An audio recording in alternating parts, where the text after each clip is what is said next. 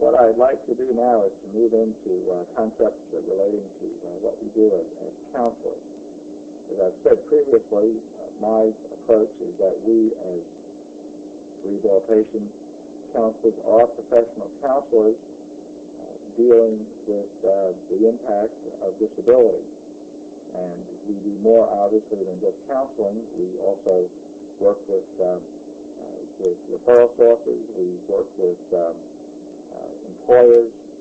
We work with other professionals, as well as with the person who has the disability.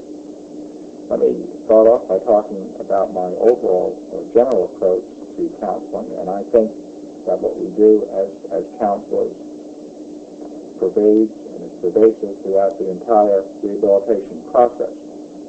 That any time we have contact with our client or customer, we are engaging with that individual in a counseling dynamic.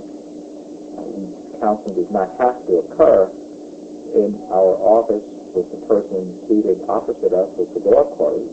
Counseling can occur when we have contact with the person in that person's environment, when we visit the person at a educational or training or rehabilitation program, or when we meet with the person during the individual's employment, if and when the person becomes employed. Counseling occurs in all of those contexts. Let me start also by talking about the difference between what we might consider psychotherapy and what counseling is. And I think it's important that we understand what these differences are. When we hear the term psychotherapy or therapy, what I refer to that being is that that in some way is looking at a person in a more intense way, at least in terms of the personality of the person. In fact, psychotherapy is frequently concerned with changing the personality of the individual. Counseling, on the other hand, is less involved with changing the fundamentals of the person. It's more involved with helping the person with choice. It's involved with helping the person look at his or her situation as it exists today and be able to identify choices and then implement those choices. And these can be in areas such as education, social, family, economic, and vocational areas. The counselor helps the individual with being able to make those choices and helps the individual in terms of being able to select appropriate options. Counselors do have a relationship with the customer, with the client, and the relationship, in my opinion, is at the core of the counseling process. There is equality between the counselor and the client, and equality is very critical to establish. That doesn't mean that the differences are ignored or wiped out. It just means that you treat the person with respect. Counselors work together with the client as well as with significant others, as I said, with other professionals as well as with employers. We provide a variety of techniques to assist the individual. We utilize observation, listening, and we develop our insights based upon those factors. We also have to keep in mind that as counselors, we avoid making judgments. We help, on the other hand, the person in terms of looking at counseling as being for the client. And that counseling is not for ourselves. As counselors, we deal with, as I have noted, the person as the person is today.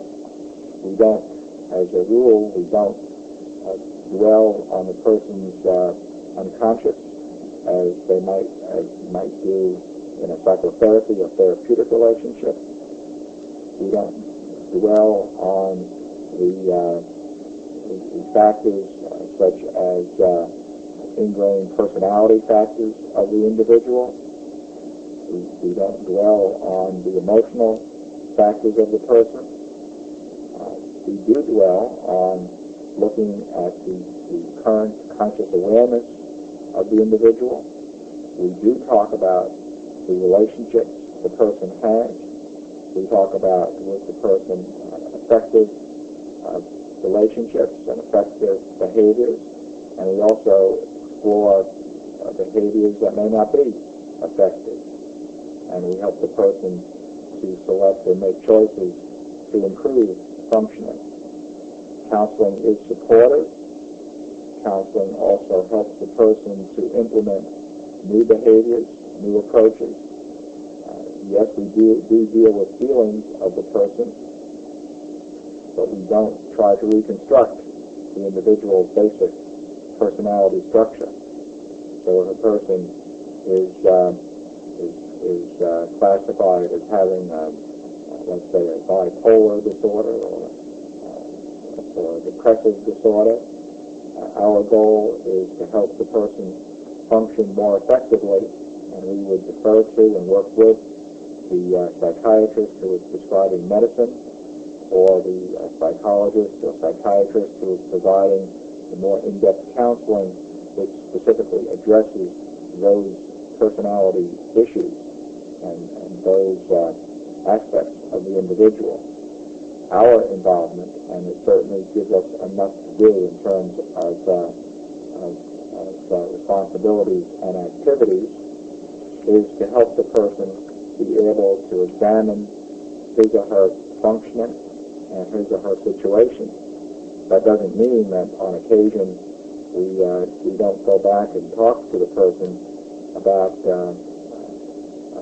the background of the individual and how that person got to be where they are today. But we're not doing what you might read about in the Freudian model or neo-Freudian model of trying to uncover unconscious events in a person's life that led to the person's present way of functioning. There is a kind of a guideline or a continuum of helping relationships that we as counselors look at as we assist the individual in making choices and implementing those choices with regard to education, social, and vocational adjustment. A person by the name of C.H. Patterson proposed this continuum, and this is a continuum that I'm going to be presenting in the lecture, in the actual notes that you'll be reading about, but I will describe this. Across the top of this continuum, we have different functions of the counselor. The first function is information giving. The second is instruction in subject matter. The third is behavior modification. The next across that top line is behavior therapy.